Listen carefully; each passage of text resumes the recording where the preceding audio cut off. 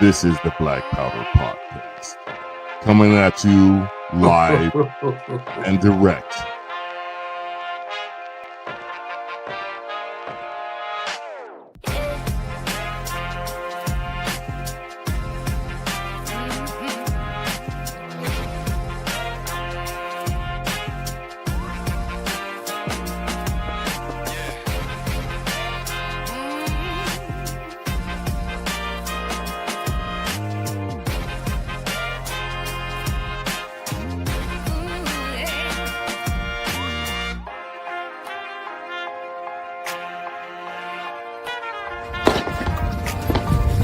Your salty tears season my life. It's the Black Powder Podcast.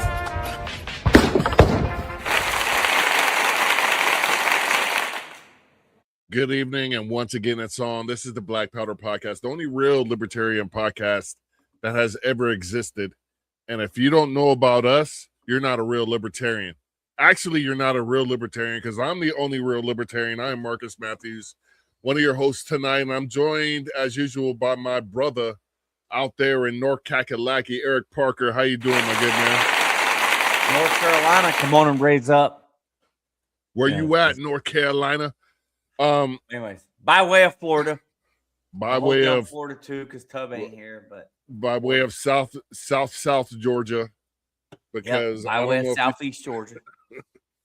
I want to get to we're going to get to our show tonight, but first I have to address the elephant in the room, and forgive my faux pas for saying elephant, because they just proved they're a bunch of jackasses, just like the Democrats. Mm-hmm. And they let my guy fall by the wayside. Why? Because he stood up for people that they didn't care about it. And that guy is Thomas Massey. Eric, go ahead, because Tubbs here, so we can cuss. Tubbs not here. Well, I'm still gonna try not to, but I'm pretty pissed. You know, you're like, hey, why do you care? You're no longer a registered Republican. But when I was a Ron Paul Republican, 2008, 2012, Rand Paul, 2016.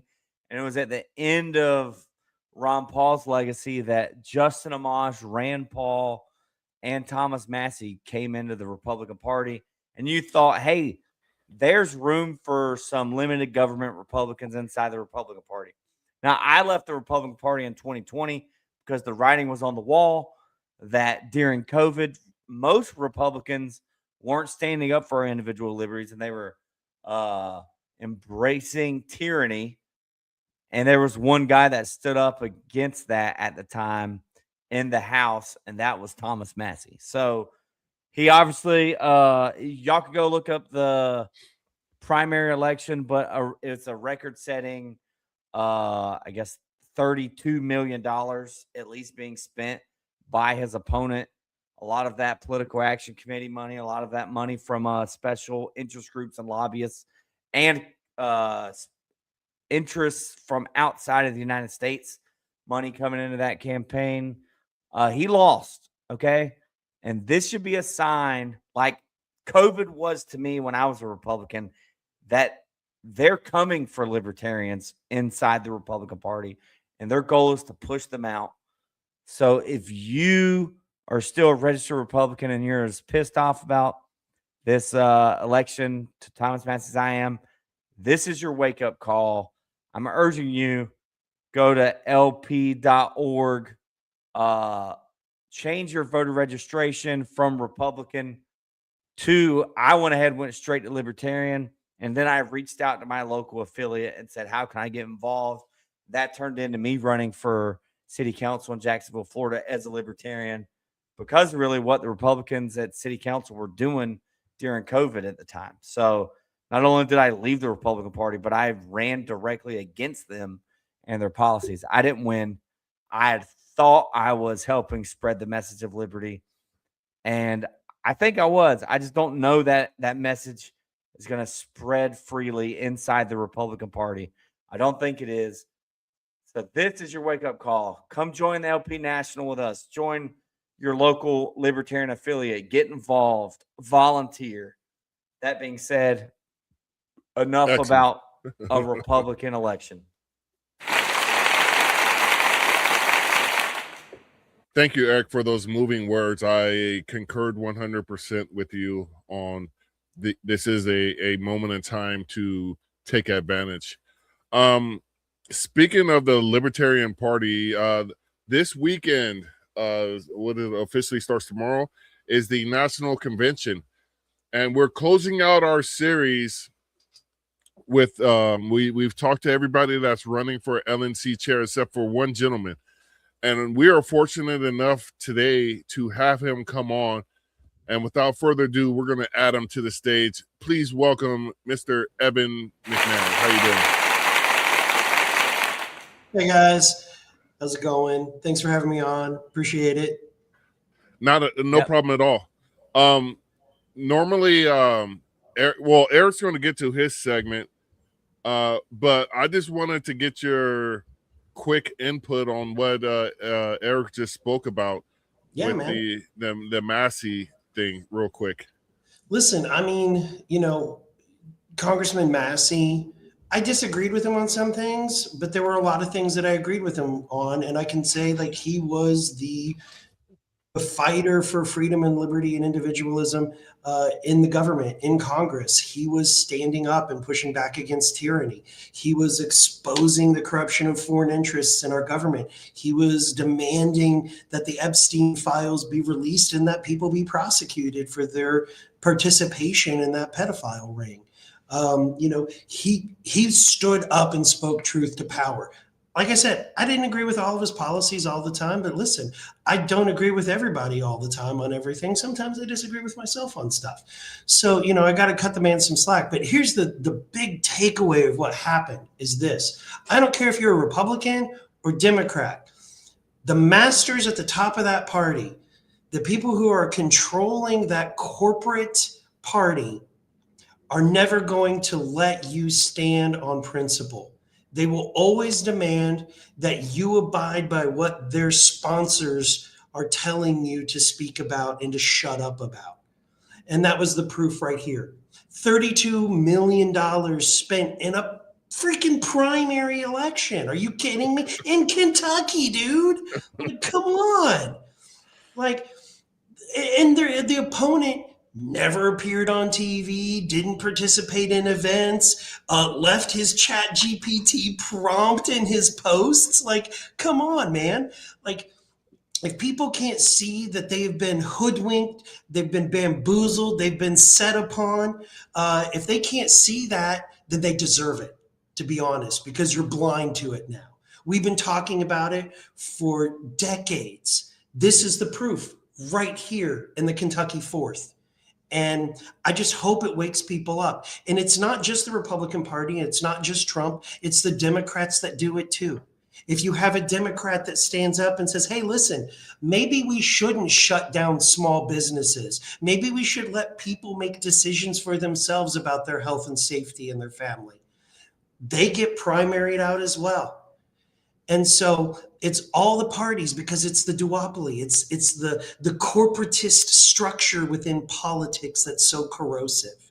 If you're sick of that, if you're tired of it, I'd say it's time to throw off those chains of the Republican and Democrat parties. It's time to look for a new political home. Maybe that's the Libertarian Party. Maybe it's not. Maybe it's the Green Party. But it's time to break free and to say, I'm not buying into your BS anymore. That's what I feel for Thomas Massey. They said so many things about him that were just untrue. And I think he handled it with grace. And he's a great man. So I feel for him being set upon like that. That's what I feel about it. Excellent. Eric, go ahead. Yeah. All right. So I kind of start off each conversation with really all of our guests, not just the other Libertarian chair candidates. With this question, it's kind of a 3-part question, more of a conversation to get things moving in this direction. But here it goes. What was your aha moment when you realized you were philosophically a libertarian? When did you decide to join the Libertarian Party? And what made you decide to run for chair of the Libertarian Party? So philosophically, there was a crazy libertarian in my hometown of Bloomington, Indiana, that I would hear things from, and I was a Republican, young Republican kid, a gay Republican in a very liberal town. I was not well liked. And I heard this guy talking, and some of what he said made sense. Some of it I thought was crazy because I didn't know yet. I hadn't had that awakening. And it kind of stuck with me. And as time went on, and I worked on a lot of Republican campaigns across the country, but secretly I would vote for libertarians quite often. The moment for me, so there's a guy in Indiana that everybody knows in the Libertarian Party called Mark Rutherford. He's the godfather in Indiana. And he had been poking me for a couple of years, being like, hey, when you're tired of cashing that dirty money checks and want to come actually stand on principle, the Libertarian Party's here for you, buddy. We don't have any money, but you'll feel better at the end of the day. And I was like, nah, I'm good. And then in 2010, I was working on my last Republican campaigns, and I just kept getting disillusioned that year more and more and more. And then I was working on a very local campaign, and my candidate was winning, and all of the other Republicans in that county had been called and had lost. And they hated my candidate because she had spoken out against the Republican governor's plan for annexation. And they literally turned the war room off and didn't want to support her anymore. And I was like, these people don't actually believe anything. And it was like, and I had been picking that up over and over and over again over many years, that this wasn't the party of leaving you alone and let you live your life the way you want. It really wasn't. It was just a different flavor of control. And it was that night that I was so disillusioned by it that it broke me. And I called Mark Rutherford and I was like, all right, man, I'm ready. And he welcomed me in and he was like, join the party and let's get you working on a libertarian campaign, pay back some of that, get some good karma. So that was my epiphany moment. That was in 2010 that I switched parties and joined up with the Libertarian Party and really got to work in my state affiliate in Indiana, started working on campaigns right away. And it was great. Why do I want to be chair, or when did I realize or decide I wanted to run for chair of the national party? So I've been the chair in Indiana since 2021, and and I'm standing on the shoulder of giants in my state. There were a lot of great chairs before me, a lot of activists, amazing candidates, and I just kind of worked to take it to the next level. So we were already like here, and I wanted to bring us up to here. And over the last couple of years, I've had people say, "Hey, listen, what would it take for you to run for national chair and kind of turn this around and bring some of the same expertise from Indiana and help, the rest of the country, other affiliates, give your best practices, help and support them, coach them, build them up, not dictate down to them? What would it take?" And I said, I've got some commitments in Indiana to see, transition, get things going, get my successor set up. But after that, I'd be, open to it. And really it was that interest of other people had me thinking about, is this the right thing for me to do? And where we are in the world today, with people being black bagged off the street, with, tariffs being imposed, with the Department of Justice being weaponized, with people being canceled over giving their opinions and beliefs, like all of it going in, the tyranny at every level. Like, this is real now. This isn't the theoretical that we've been talking about for years. This is the real thing, man. We've got a government that wants to silence you, and they'll do it at the barrel of a gun. And I said, listen, the Libertarian Party is the best vehicle to combat that, to wake people up and to make real change in our communities, to have a freer life. I want to lead that. I want to help get our people there and to have those successes so that we can see and show other people that the libertarian philosophy is the thing that's going to set you free. So I just wanted to, I guess my question was to expand on that. And if you would, like detailed planned on where do you see the Libertarian Party under your leadership, and how would you move it forward to get to that spot? Yeah, so I'm going to be real super nerdy and drop some numbers on you.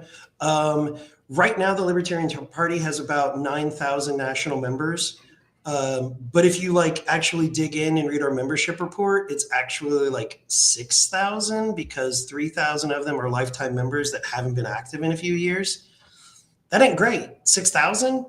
That's not great. In 2000, we had 33,000 active dues paid members in the party. We were bringing in $3.3 million that year. We're less than $1 million this year, and we have 6,000 active members. How can you hold a rally in your county when you don't have members? How can you recruit candidates when you don't have members? How can you get the team of people to go plant yard signs and phone bank and knock on doors, or go to a rally at the State House to protest a bad bill if you don't have members? Membership is that key. And so I want to bring back the Archimedes Project from the late 90s and the Parity Project, which moves to put our membership and our fundraising on parity with the Republican and Democrat parties so that we can actually be a challenge to them and be something that they fear instead of, where we are now, where we're like a nuisance. So that's my basis is I want us to be better than we were in 2000. So by the end of 2028, my goal is to have 66,000 active dues paid members of the Libertarian Party and to be bringing in $4 million a year. And you're thinking Evan, that sounds great, but that's just a number, right? You could throw out any number. There are 730 registered Libertarian voters across the country. And we can't just send a postcard to them and say, hey, dude, give us $25 and become a member.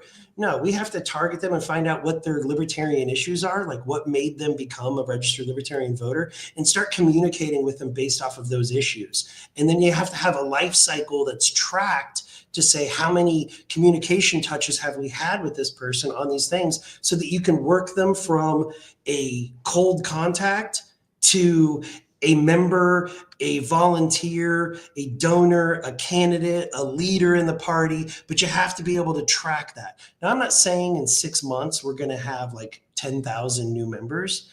It doesn't work that way. You can't do it overnight. It's going to take 2 years of active communication with new contacts and our members, man.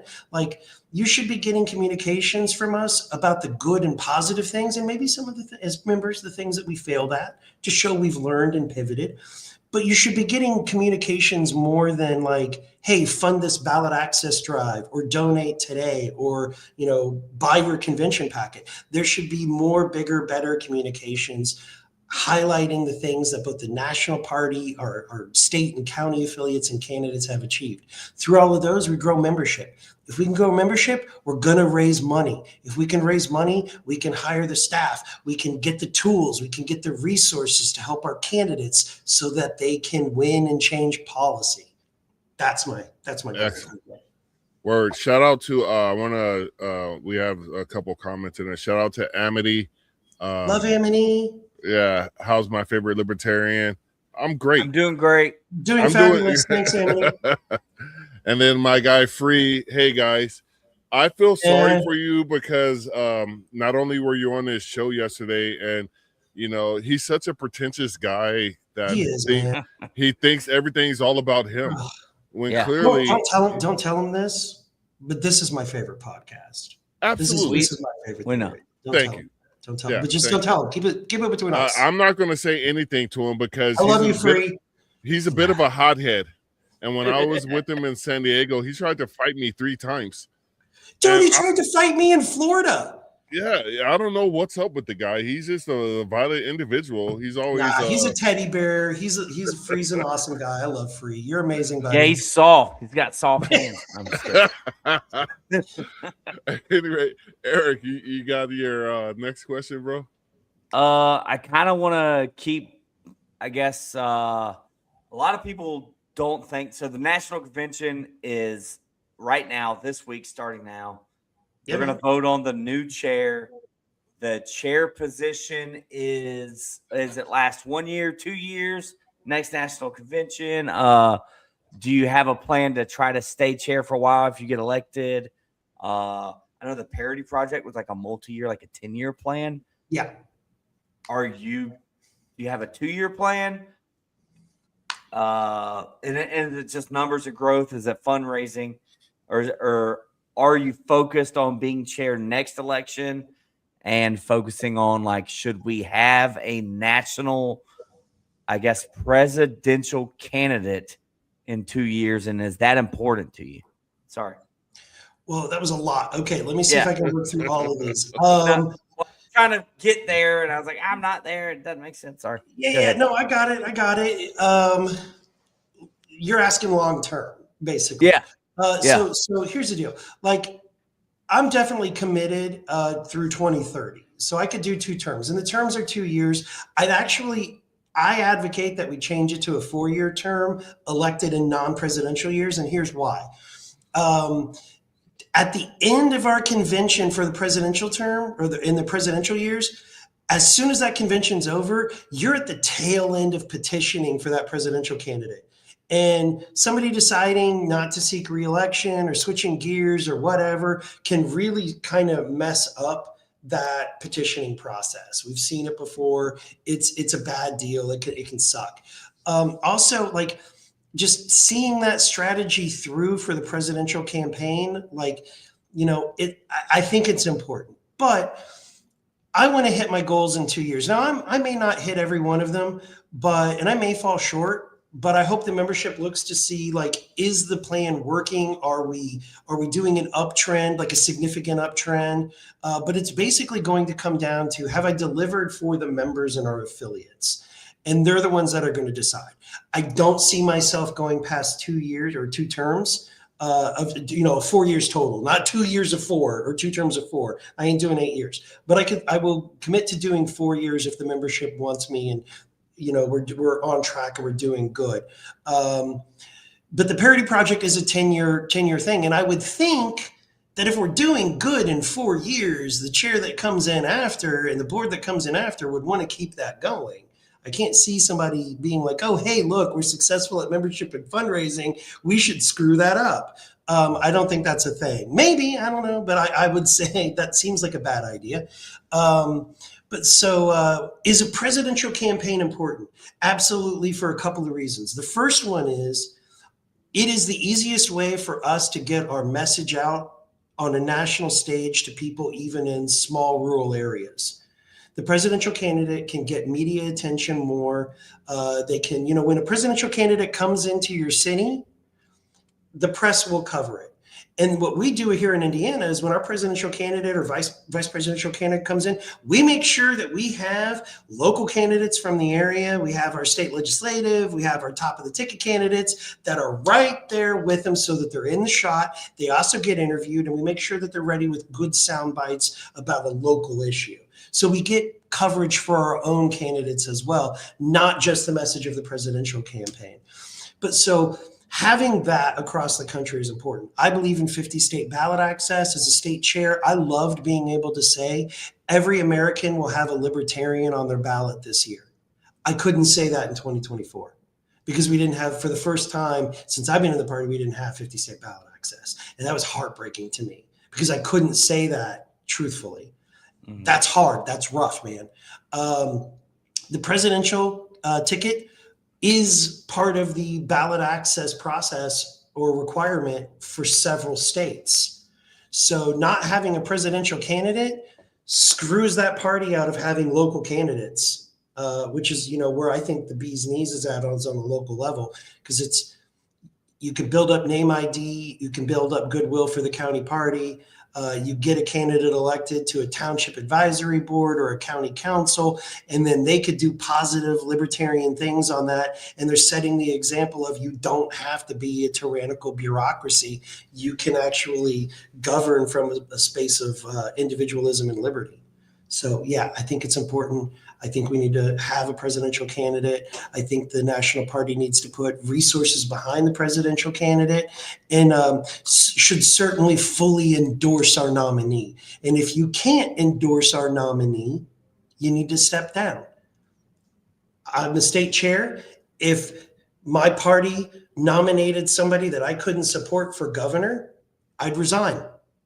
If I can't fully go out there and say, this is our candidate, and I'm going to give everything that I can as the state chair to supporting this candidate, I'd have to step down so that they could give somebody who could do the job. So, yeah.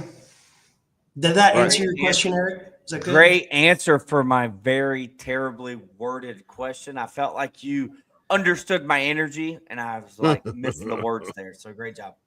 Yeah, that guy Free, who is an aggressive individual, said that was a 2-year-long question. And you know, that guy, he just always looking for a fight. I don't understand.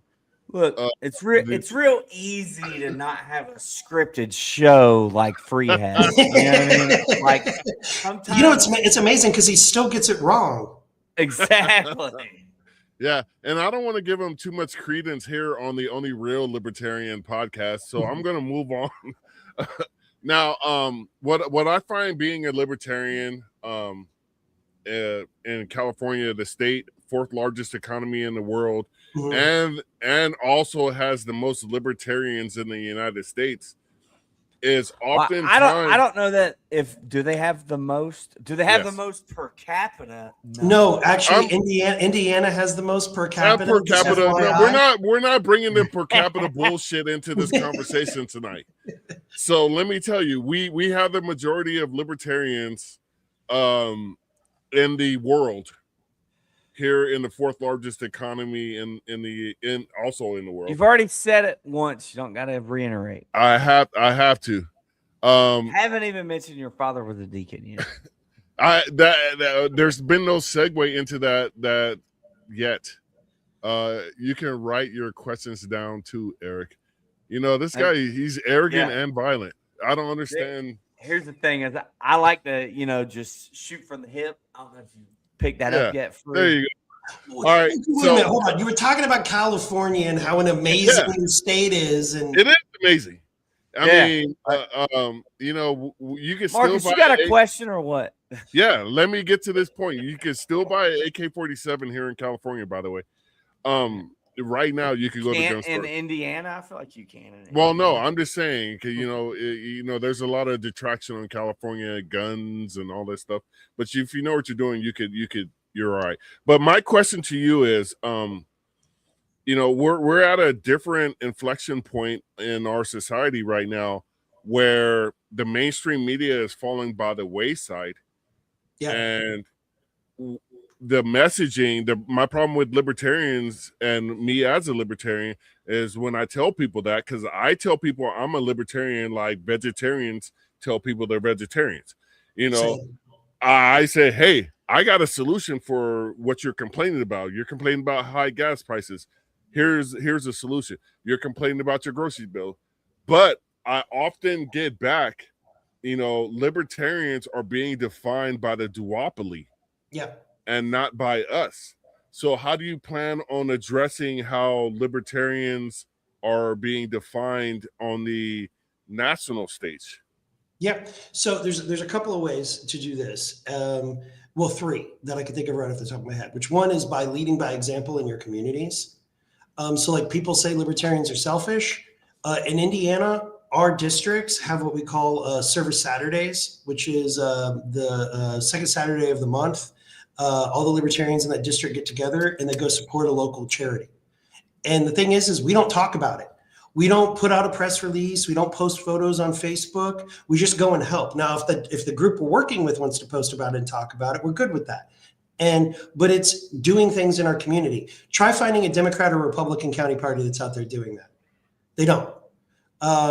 Leading by example, doing the things when we had when a tornado comes through, libertarians get together with their chainsaws and they go and they cut up the trees that fall in the roadways and help each other out, and have like libertarian t-shirts on. It's leading by example. It's not being a jerk when you're in public and being hostile to other people. It's being respectful. Other people need to come to the liberty moment for themselves. They need to have that epiphany, and they're not going to get it when you are forcing it down their throat, so to speak. When you're fire hosing the Kool-Aid of liberty into their mouth, instead give them a shot glass and let them try it out. Give them a little sample. So, that's thing number one. Thing number two is we need to stop talking to each other using our language and our vocabulary and vernacular. We need to talk to people about the things that they actually care about. Like I'm passionate about ending the Federal Reserve, ending the Fed. Let's have real money instead of this fake fiat crap. Let's have real money that's backed by something. Let's have community currencies. Let's have bartering programs. Let's not have a centralized bank that is manipulating and stealing from us through inflation. Guess what? Most people don't know or care what that means. They care about putting food on the table. They care about, are they going to be able to fill up their car on Friday? They care about the fact that the cost of their vegetables went up 28% in a month and a half. That's what they care about. Listen to them talk about that. I gave a talk a couple of years ago when there was the shortage of formula because there had been a contamination at the two regulated and allowed permitted formula production facilities in the country, because the FDA will only allow those two. I see mothers on Facebook freaking out because they can't feed their babies and they're crying out for help. And my hand to God, I saw a libertarian give a wall of text explaining to them why the FDA was to blame for their starving child. And all I could think of was that mother doesn't need a lesson. She doesn't need to be educated. She needs a bottle of formula, dude. Yeah. Help her out first.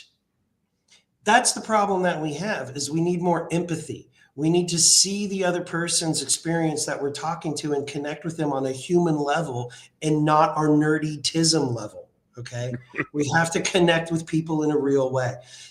That's thing number two. Thing number three is, I'm going to throw out a name. Please don't throw up. We need a Zohran Mamdani on TikTok talking about liberty issues, not from a negative space, not from a reactionary space, but from a space of like he does, from a charismatic. You know why you can't buy a house right now? It's not because of BlackRock. It's because your local government won't let new houses be built.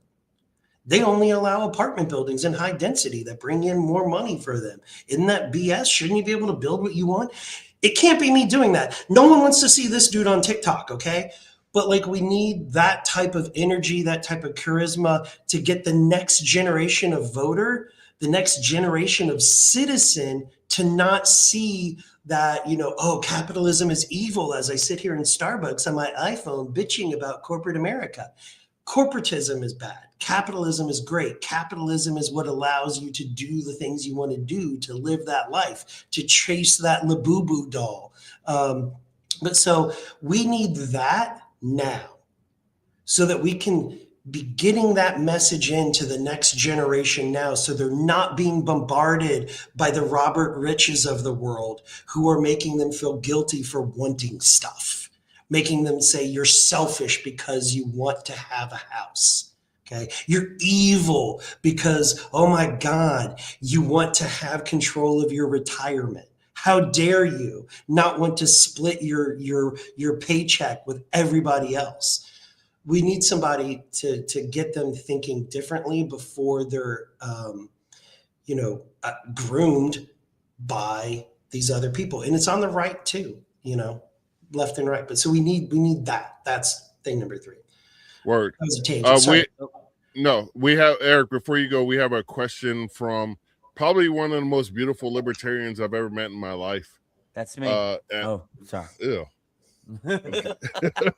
While Amity is beautiful, she's also brilliant and has a great head for marketing. Yeah. So, Amity, I just want you to know that I love you for your brains. I do too, but I do question some of her personal choices in life, and she knows what I mean by that. I have all right. So she says, I have a question for Evan. Will fundraising come mostly from membership dues, or do you have a plan to target big money donors also? So it's got to be a cross between the two. Now, you're not going to raise $4 million, $25 at a time. It's not possible unless you're the government, and then you could do it every time you tax somebody. But You have to have the member dues and 66, 100,000, 200,000 members at $25 a year. That's great. But no, you have to be going after medium-sized donors who can give $100, who can give $10 a month. You have to target those donors. You have to give them a reason to donate. You have to get them a reason to buy in. Okay. But you have to go after the $10,000. You have to go after the $44,000 donors. Now, the thing is they don't control things. They don't make you change principle, but they have a seat at the table to say, hey, listen, I think that it's important that we do, monthly printed mailers, which I think is important. I think that a physical piece of mail is a lot harder to ignore than the hundreds of emails that you get, right? But if somebody's really passionate about that and they want to put $40,000 in it, dude, boom, that becomes a priority project now, right? Because you put the money into it to help pay for it. But so we need big donors but project-based, something where they're supporting a specific initiative or a specific thing, and you get them to take on that burden so that we're not relying on $25 a year membership dues to try to fund something massive and major that's going to support our candidates and our affiliates. But it's all the different stages of membership. And here's the other thing. I want you to know, I'm not the guy who's going to say, if you can't donate $100 or $10 a month, you don't matter to me. You matter to me if you're going to put in the work. I'll take your time or your treasure, one of the two. Are you willing to go out and put, 5 hours a week working for a candidate, knocking on doors or putting in yard signs? Are you going to go stand at your county courthouse with in an anti-war rally and bring 4 other people? Give me your time, give me your treasure. But yeah, focusing on different levels of fundraising. Awesome. Eric? I was just going to say, and kind of a callback to you, you mentioned name drop Mamdani being on TikTok, and we need a voice like that, not the same message, obviously. Do you mean a charismatic candidate, or do you just mean a charismatic person with a social media presence? And I'll two-part question. I'll let you answer that first, then I'll name drop some people I have in mind. That would be great if we could recruit them to officially be those people within the party. Go ahead. Okay, so it's a combination of two, because our best messengers are going to be libertarians. But let's face it, some of our candidates are not that charismatic. They're very principled, and they're going to be great leaders, and they're going to do great things in their office when they get elected. And they're totally going to change policy, and we're going to live in a freer world. But they're as exciting as a bowl of oatmeal on TikTok. And not like the delicious oatmeal, but like the no fruit, no frills oatmeal, cold probably a little bit. But we need good charismatic candidates to do that, especially while they're running. But I'd like to see some people who could be, the ambassadors of liberty to do that all the time, not just during a campaign cycle. And, we're probably going to have some great candidates that are going to be able to continue to do that, especially when they win office. I would love to see TikTok videos or whatever the kids are using these days from your office, talking about what you're doing, talking about how you're, slashing this or promoting this or repealing this bureaucracy or getting rid of this restriction. I'd love to see those videos. Now, all right. So second part of my question / statement, I'm going to name drop. There's one influential person from California, a registered libertarian, I think would be great for this, and that is Fred Durst. Fred Durst. He's a registered libertarian in California. Listen, I like it. What? I like it. I'm just saying, like, what Marcus, you like that, didn't you? I thought it was. Yeah, you wow. did. And Marcus has done it all for the I was ready to accept your nomination wholeheartedly. I'm just saying that's an example of someone, and he may no longer be registered libertarian. I know, like a year or two ago, he was on the roll in California. Yes, Limp Bizkit. I don't know if you know, but he's kind of trending again now. He's doing all kinds of features and new artists and stuff. But I don't have a connection with him, so I can't promise that I'm going to get that. But I'll tell you what, I'll work on it. I'm not saying him specifically, but yes, an example of someone who's got some celebrity, not you, Marcus, registered libertarian. And there's some other guys like in pop culture, different areas. Like I don't think Afro it needs Man. to be somebody that is already in pop culture. I Yeah. think it could be somebody brand new that can build up that brand and be known for that. Which then potentially could parlay into a candidacy for that person. Yeah. Here's the most important thing. I'm not the one that's going to be making those decisions. I'm the one that's going to make sure that we have the resources so that the smart people that know how to make those connections and do that branding can do it. I'm not the guy that's going to do it. I'm the guy that's going to make sure that it gets done. Word. I want to say this to Amity right now. We had the Tiger King's lawyer on this podcast. Very interesting take on that situation. Me personally, I think the Libertarian Party needs to bring back a LPTV type of thing with a modern twist. I actually want us to have a podcasting studio so that we can do videos and then get clippers out there sharing those segments that they decide what they think is going to resonate with their audience. See, I'm not completely dumb, Amity. I do know about clippers. Clippers. But yeah, it's all it's all about messaging these days. And I can change my name to Libertarian Unk or whatever. But the whole thing is we need to define our message from ourselves and do it in a manner, because one thing, my kids, I have a 23-year-old son. My daughter will be 22 in November. And they went to public school.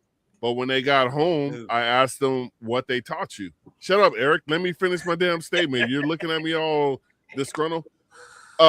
Because if you do, a lot of Americans have two working adults in the house, and we couldn't send our kids to a private school because it was just beyond our means. School is the great daycare.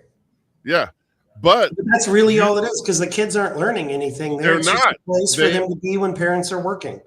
They're not. And you need to supplement their education at home, because if you're not extending the learning environment into your house. Are you familiar with Dolly Parton's library program where when you're born, you get a book like every couple of months until you're like 10 or 12 or something like that? I want to see something like that for the Tuttle twins. Now, anybody who actually knows the Dolly Parton system is the state actually pays for that. A lot of people don't know that. If your state isn't sponsoring it, they don't do it in your state. I'd like to see the Koch Foundation sponsor children born in this country to receive Tuttle twins books or things like that from the time that they're a certain age and it gets sent to every child born. That's where I want you to put your money, Koch brothers. That's where I want you to put your money, Bezos. That's where I want you to do the most impact, is making sure the next generation of kids has this basis of individualism and liberty instead of the socialism that they're being taught. Well, let me say this to that point.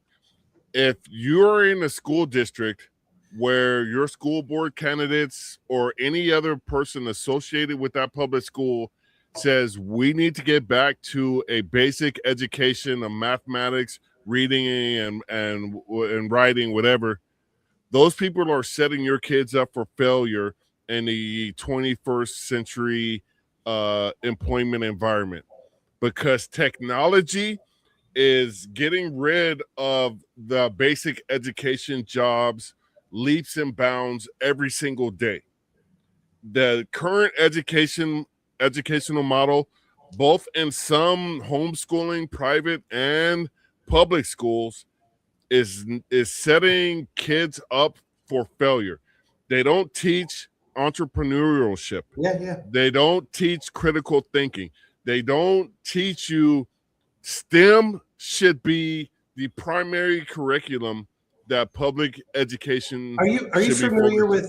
I think it's called the McKinsey School, or at least the woman who founded its name is McKinsey, I think. But it's a school in Texas. I think they were a private school that became a charter school. But their program is, multi-grade, and it's the first half of the day is AI guided teaching. So like it learns the students' strengths and weaknesses and helps fill in the gaps and creates lesson plans for them. The second half is a mentorship program at all ages, where they have an adult that helps them through whatever program or project they're doing as both an individual and then as a group. And they focus on entrepreneurial skills. By the time they graduate from the high school, they've started a business together, and they have 100% success rate in getting kids into colleges. And the kids that leave that program are amazing. And I'm sitting here going, why isn't that the standard? Why isn't that what we're doing? Why are we shackling kids to a desk where they are memorizing the answers to a test and not actually learning anything that will, matter in the world or life? So I really am fascinated by those approaches, interesting approaches in education and those experiments. And we really see those because of charter schools. Tip, charter schools were started by Democrats because they wanted to have a place where they could experiment outside of the unions and outside of the state mandates to try new things in education. And it exploded, and they were like, oh, wait, this is threatening our union power. Let's scale this back. And now they hate them. Yeah. Eric? Oh, that's funny. No, that's just funny. I saw you briefly put up the Ron Paul homeschool curriculum and just call back. My daughter is in the Dolly Parton book program. Now that I know it's state funded, I'm going to have to withdraw her from that.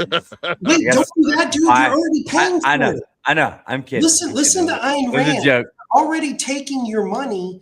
Yeah. Take back the system. Take those books, but advocate for them to stop the program. But don't. And also, I wanted to mention, I've given out multiple copies of Economics in One Lesson that Mises. I got boxes of those in the office we give out. Yeah. Yep, give them out all the time. I did it on the campaign trail when I was running for iPencil. That's another one.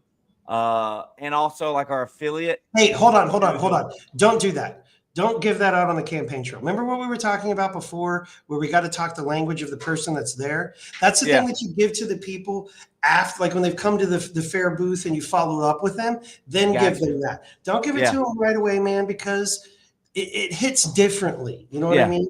You want to give them the shot glass of the Liberty Kool-Aid first before you start giving them the education. I wouldn't force it down their throat, but it would be on the table with merch for free. You know what I mean? Like that's a totally different thing. Like just don't. If you're going door to door, don't be like, here. No. Yeah, read this pamphlet. It'll change your life. Will you vote for me? Sign this petition and read this book, or else. Yeah. All right. And the reason why it's a bad idea is because it makes that person feel like you think they're stupid. Yeah. And you don't want that. You want the person to feel like they are being seen and heard about what's relevant to them. Yeah. And if you can do that, you're not only going to have, somebody who's interested, but you're going to have somebody who's going to want to support you. They're going to want to see you do good things in the community. So see them, hear them, make sure that you have that connection, but don't make them feel like they're dumb. And when you try to do that, they may not say it, but that's the impact that it has. Is it makes them feel like you think they're dumb. So I do IT for a living, and that is one of the first. Yeah, I do it for a living, and that's one of the first thing they teach you is about this computer system or software or whatever the case may be. When you're talking to people, don't make them feel stupid. I'm struggling with that concept over the last 48 hours because after Thomas Massey lost, I'm like, these people are stupid. What did he actually do? He voted with Republicans 91% of the time based on his own statement, and said the only time he didn't vote with them when it was a fiscal policy that was against the American people, and when it was for the victims of one of the most notorious child sex predators in modern history. and that got him unselected, seen as unfit for office in the United States of America, standing up for you when fiscal policy was to your detriment, and being a victim advocate. And the Republican, can I push back on you for a minute? Yeah, go ahead, bro. I don't think they're stupid. I don't think they're dumb. I think two things about them, and I have empathy and sadness for them.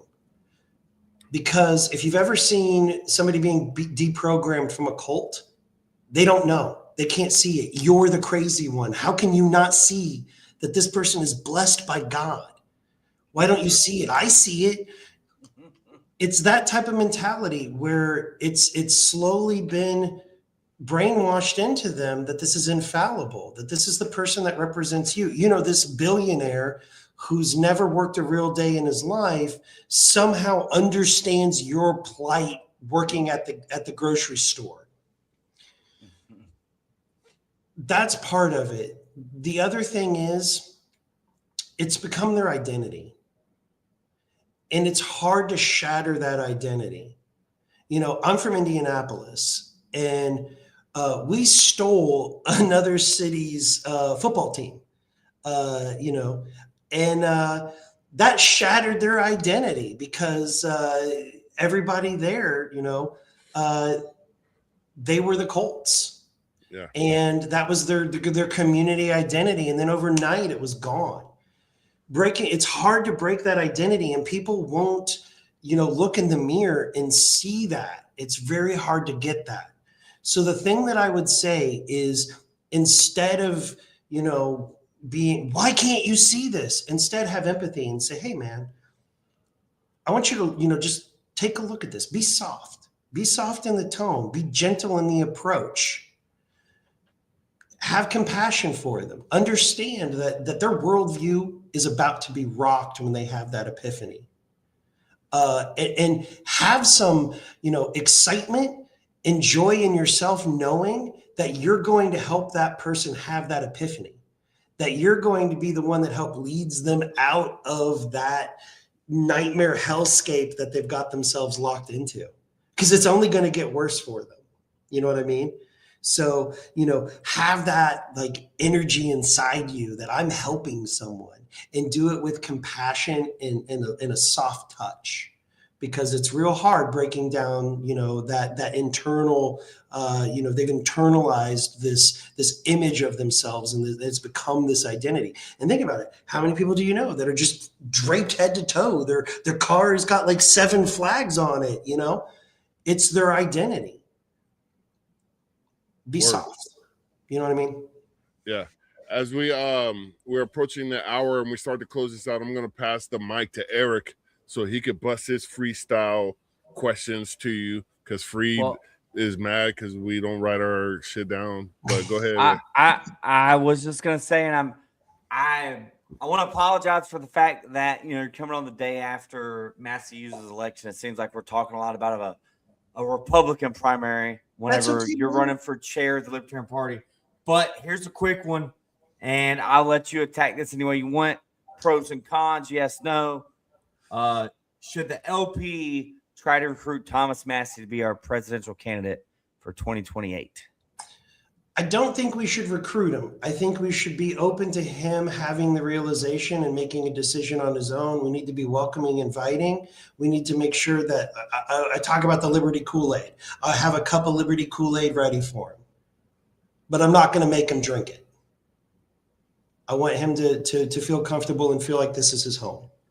So I just want to add to that. I remember whenever I first joined Libertarian Party around 2020, COVID pissed me off. I went to my first state convention, and Justin Amach was walking around, and he had just left. He may not have even, I think he had changed his party affiliation to Libertarian while he was in Congress. I don't think he was in Congress anymore at this point. I can't remember. But he had an exploratory committee to run for president in 2020, maybe 2024's election. I can't remember the timeline exactly. I think it was 2020 though.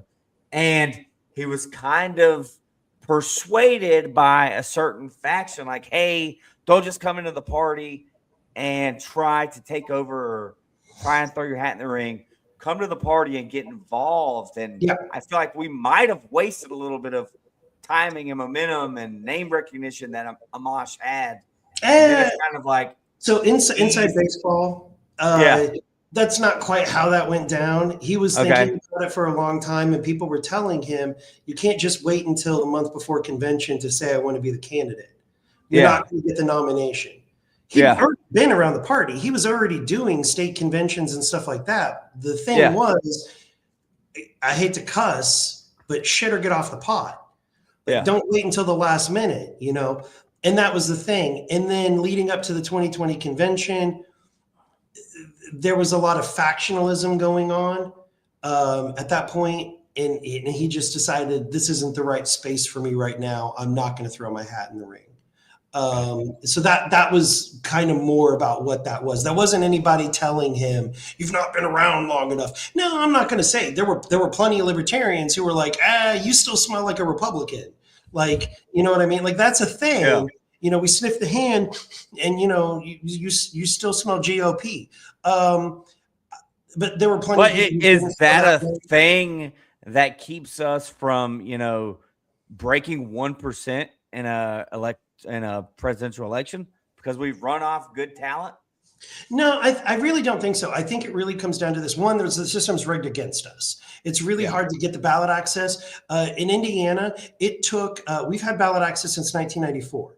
And we have to get 2% in the Secretary of State's race to maintain ballot access. Now, let me tell you, the last political third party that had ballot access in Indiana was the Bull Moose Party. That's Roosevelt, okay? Yeah. That's how hard it is in Indiana. But we've maintained it. But that first time when we got it, the way we got it was two separate campaigns. It was one group of people who went out and collected the petitions to get it. And like, you had to do like tons more than you actually need because they're not going to be valid. This was back in 1994. And then you had the campaign running. Without that, it would have crashed and burned. But so that was, you're raising money for the petition and then you're raising money for the campaign, and they got to kind of run on separate tracks. And Steve Dillon, our candidate for SOS, who was actually also been the president of National Normal a couple of times, he hit the 2% threshold. So, the system is rigged automatically. So the best thing that we can do is to build up the momentum within state affiliates, starting on the county level, and build those grassroots up. So if you have a community like we have 32, actually it's 22 elected libertarians right now, all doing good work in Indiana. They're building up name ID. We have 3 people running for re-election this year, okay? And they're likely going to win because they're doing good work in the community. In Indiana, every race is partisan, and we have straight ticket voting. Okay. So it's really difficult. But so, building that up, that's how we get there. That's how we break that 1%. That's how we do that. But it's the presidential helps feed the media for the bottom of the ticket to grow. But the bottom of the ticket growing and having success on the local level makes it so that we can win those higher seats. You get some township advisory boards. I've got a city councilor in Jonesboro, Indiana, who's doing amazing work. Shout out to Clayton Soltz.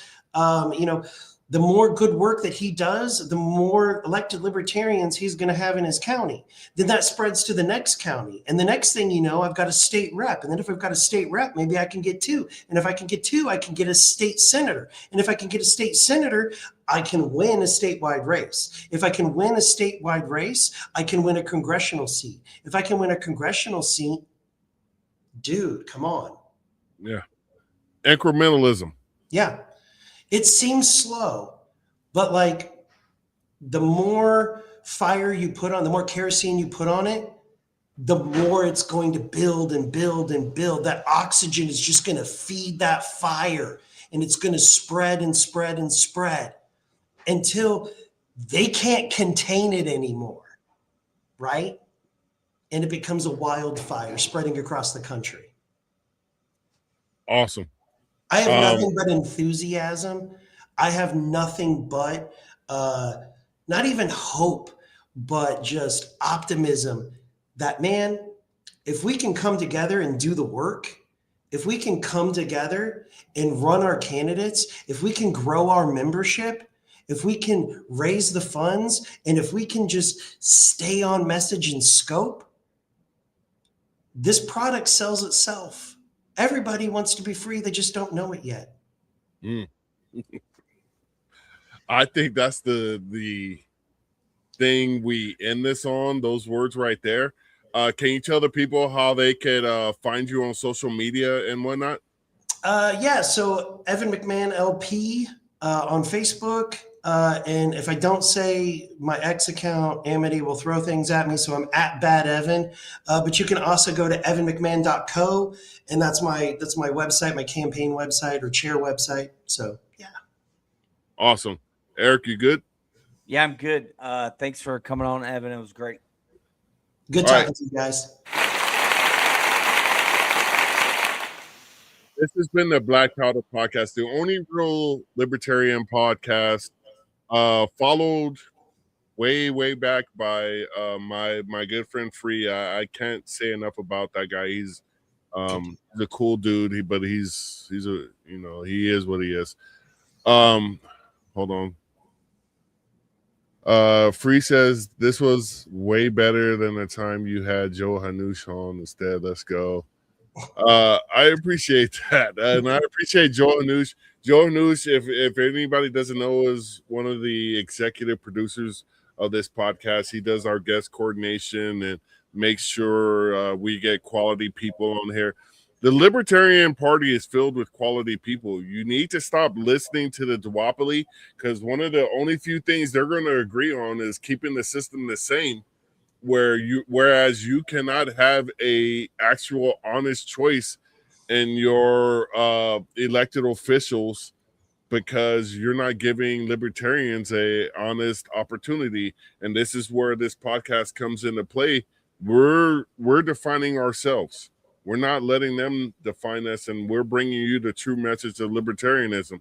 So with that being said, as we always end this podcast, Eric, you can take the second part. I'll say the first. Live free or die. Thank you very much. This has been the